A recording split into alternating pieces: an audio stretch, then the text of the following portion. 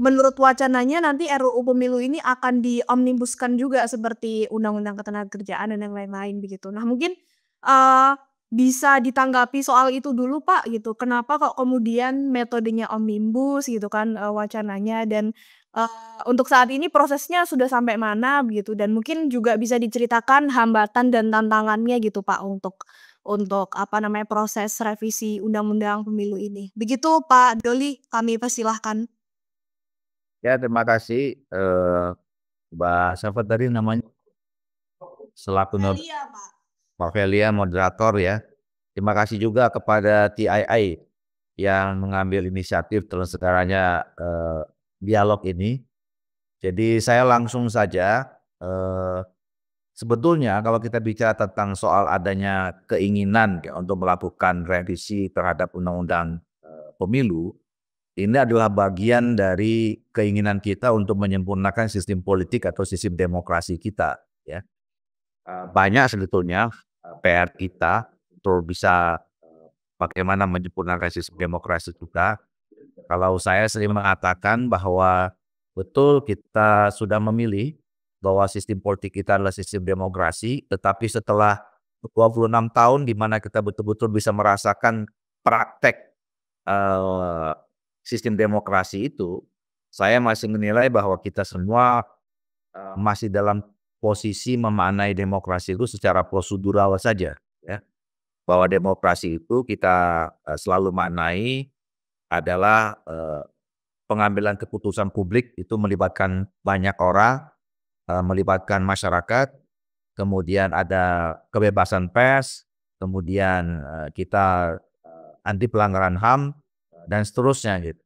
Padahal sebenarnya kita setelah misalnya sudah masuk 26 tahun era reformasi di mana kita betul-betul menerapkan sistem yang demokrasi, kita harus bisa mengukur sebetulnya apakah pelaksanaan demokrasi, sistem demokrasi ini semakin mendekatkan kita dengan tujuan berbangsa bernegara kita atau tidak.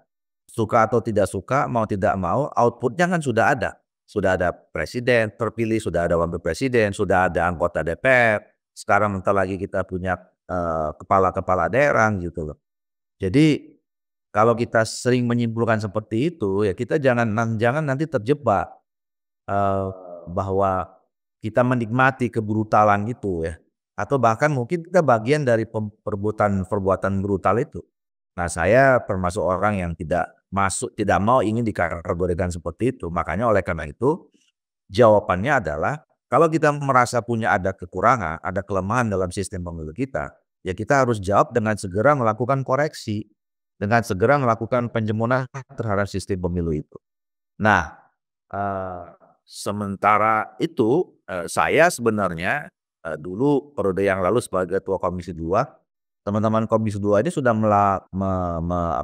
mengambil inisiatif di awal periode 2019-2024 itu, kami sudah mendiskusikan.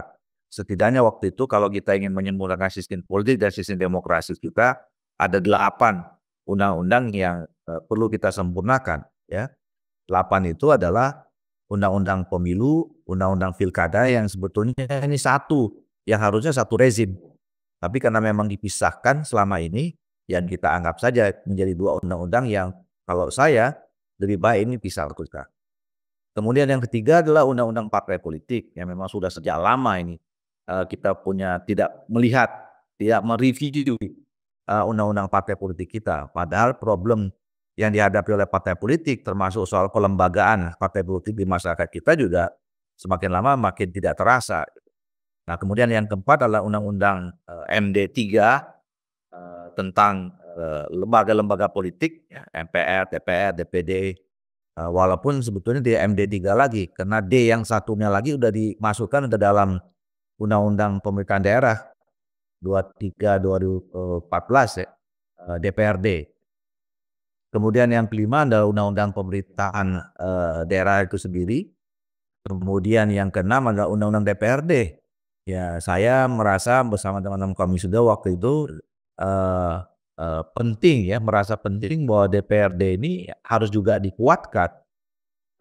Karena selama ini sepertinya kalau lihat dari fungsinya sama dengan DPR RI, maaf, eee, legislasi, kemudian budgeting dan pengawasan, tapi dalam prakteknya selalu menjadi kalah stempelnya pemerintah daerah, kepala daerah. Ini yang saya kira juga perlu menjadi bahan diskusi kita. Nah, jadi kita punya pengalaman yang berbeda-berbeda ya.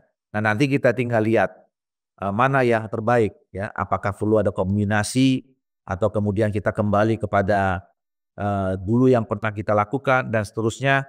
Nah, tapi intinya, bahwa kita harus bertekad, kita punya sistem pemilu yang betul-betul ideal dan salah satu sistem pemilu ideal itu kalau misalnya penyelenggara pemilu, kita bisa membuat atau atur sistemnya yang menghasilkan penyelenggara pemilu betul-betul tadi yang saya katakan itu, independen, imparsial, berintegritas, profesional, dan bisa, menjaga kewibawaan pemilu, kebersihan pemilu.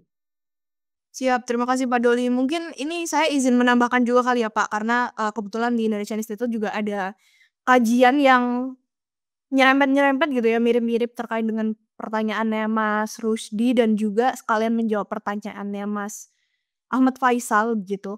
Nah, jadi tengah tahun kemarin TII mengadakan semacam assessment kecil begitu ya terkait bagaimana sih kinerja KPU selama ini gitu kan, bagaimana mereka, merespon masukan-masukan dari masyarakat sipil misalnya begitu kan. Nah, Eee, ketika kami mencoba untuk ngobrol dengan salah satu, komisionernya begitu, itu, komisionernya menyampaikan bahwa ketika teman-teman KPU ini menyusun semacam peraturan gitu kan dan juga kemudian peraturan-peraturan lain di bawahnya, itu malah justru mereka seringnya berdiskusi dengan Komisi 2 gitu.